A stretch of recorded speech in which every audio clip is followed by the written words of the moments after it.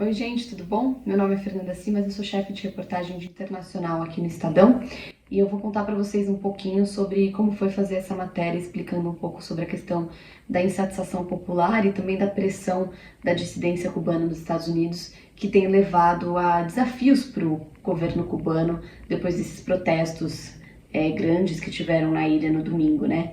Bom, no domingo em que ocorreram os protestos eu não estava de plantão, então na segunda-feira, logo de manhã, eu me atualizei de tudo que estava acontecendo e aí veio a demanda da gente fazer uma matéria tentando explicar o que eram esses protestos e por que a situação estava daquele jeito em Cuba.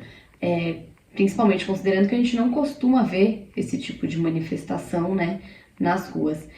E Cuba é um país muito complexo, é uma questão de se analisar assim muito complexa, não é simples, tem muita questão ideológica envolvida, né? Tem a questão de ser um governo comunista até hoje, ou uma ditadura comunista, como algumas pessoas falam, existem divergências entre os analistas sobre isso.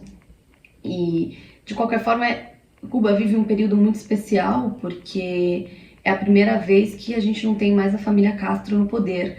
O Raul já não era presidente, mas esse ano ele também deixou a presidência do Partido Cubano em Cuba. Então ele deixa totalmente o poder, né, na ilha. Então pela primeira vez a gente tem um governo aí que não é da família Castro e o ideal era a gente tentar entender o que levou tanta gente para as ruas, o que estava motivando essas manifestações. Fazer contato com as pessoas lá também não é fácil, muitas vezes existem os cortes de internet, cortes de energia também, então é difícil manter contato, não é fácil você até conseguir uma ligação telefônica daqui do Brasil até Cuba. Então foi um processo de apuração longo, foi um processo que levou aí algumas horas para conseguir ter algum retorno, para eu conseguir um retorno de quem estava lá. E aí começam a chegar um monte de informações, principalmente por meio das redes sociais, né? A gente vê que muitas pessoas foram se envolvendo no movimento. Então a gente tem um trabalho de separar o que está chegando, o que pode ser verificado como realidade daquele momento, o que podem ser imagens falsas de outros protestos. É um trabalho muito difícil. Aqui no Estadão a gente conta com o uso de algumas agências internacionais, então isso facilita para a gente, justamente para a gente ter acesso a esses lugares que não o Brasil, né? E no meio de uma pandemia a gente também não está realizando viagens, então o uso dessas ferramentas ajudam para que a gente tenha uma apuração melhor.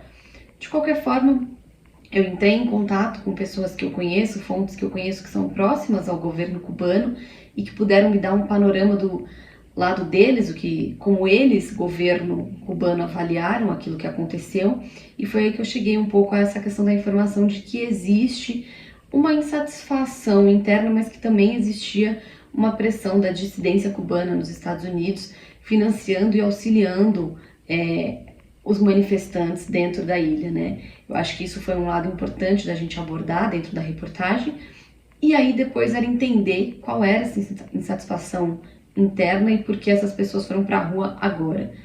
Conversando com algumas lideranças lá em Cuba dessas manifestações, principalmente lideranças artísticas, esse movimento já vinha crescendo, na verdade, desde o ano passado, e aí o que aconteceu foi que degringolou a situação da pandemia lá agora, por conta da entrada de alguns turistas e o descontrole da pandemia, os números começaram a crescer, e aí foi se juntando alguns elementos e a insatisfação eclodiu.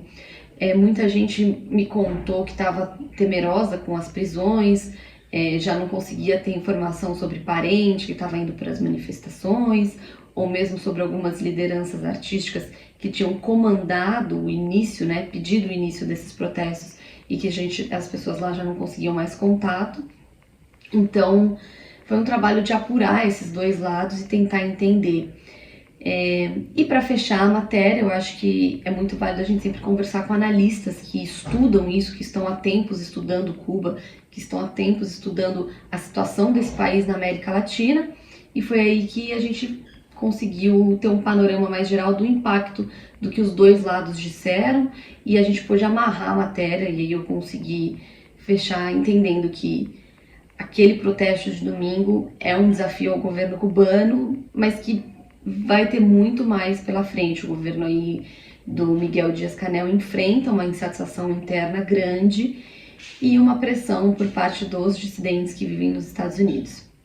Continuem acompanhando as notícias de Cuba e da internacional com a gente no Estadão. Obrigada.